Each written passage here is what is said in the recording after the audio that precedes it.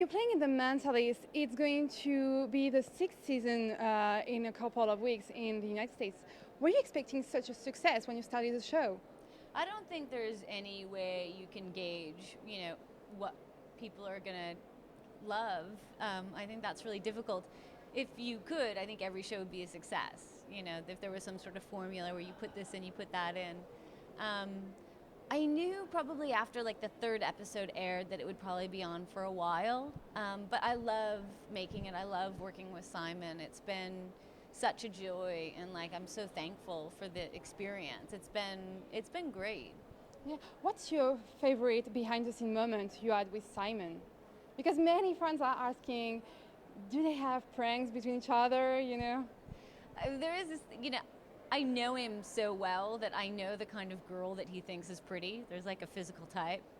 And during the first year, when I saw a girl who sort of looked like that, I would go up and say, hey, walk up to Simon and ask him for an autograph and then tell him it's for your grandmother. And I did it like 6 or 7 times before he caught on, where he's like, did Robin make you do this? Because a lot of the people that love the show in America, like older women, love Simon, especially like in the 50s, 60s set, like they love him. 70s love him. And he always fell for it. But we kid around with each other.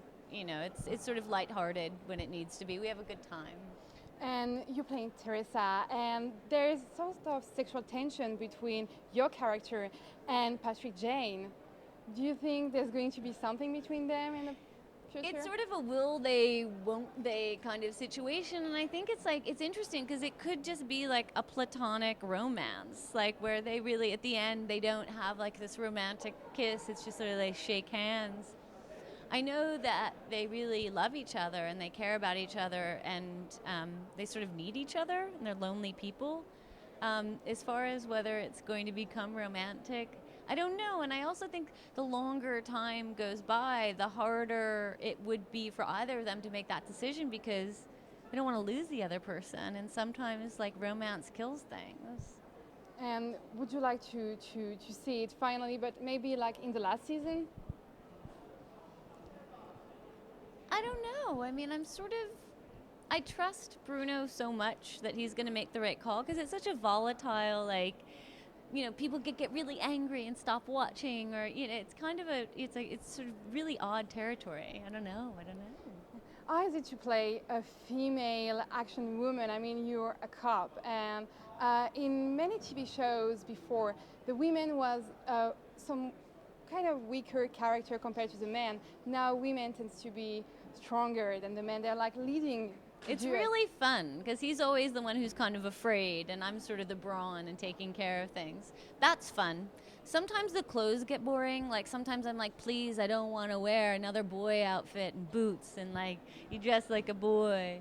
Um, but no, it's fun. I feel like women for generations have been never in a position of power, and it's great. Like I'm the boss, and also they're sort of there to sort of just support the man, and they're like an appendage, and I don't feel like that, where it's not like, honey, where have you been all day, or the woman gets like, taken hostage, and it's like the motivation for the man to go and save the day.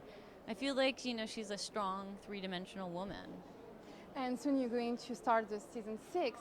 Do you think we're going to know about a little more about Red John? Yes, and I think we're going to find Red John in season 6. Bruno Heller has said that. And after that, we'll see what happens with the show, if people want to keep watching or what that means. It's pretty crazy because it's been such a big part of my life. I feel like when the show ends, it's going to be really sad in a way, because the crew becomes like your family, and Simon's like my brother. I mean, like, it's weird. We saw each other. He'd gone to surfing in Australia, and I'd gone away to Costa Rica, and we hadn't seen each other about a month or 6 weeks, and I saw him, and I felt so sad. I was like, what am I going to do when the show's over? Like, I feel like I haven't seen you in forever. And you have a lot of fans. Have you met some of them in Monte-Carlo? Yes. Because I've seen a lot of them waiting for you outside. I know, it's incredibly flattering. It's sort of overwhelming and flattering at the same time. Like, I had no idea. It's very moving, and that they come all the way here, and it's really, and a lot of them are girls, which is really Have nice. you? Can you have a word for them? because I know they're going to see the interview. So can you say a few words for them? Oh my gosh, I love every single one of you, and I appreciate all the letters and you waiting and everything. It means so much, and I think that you're the reason, why the show's successful.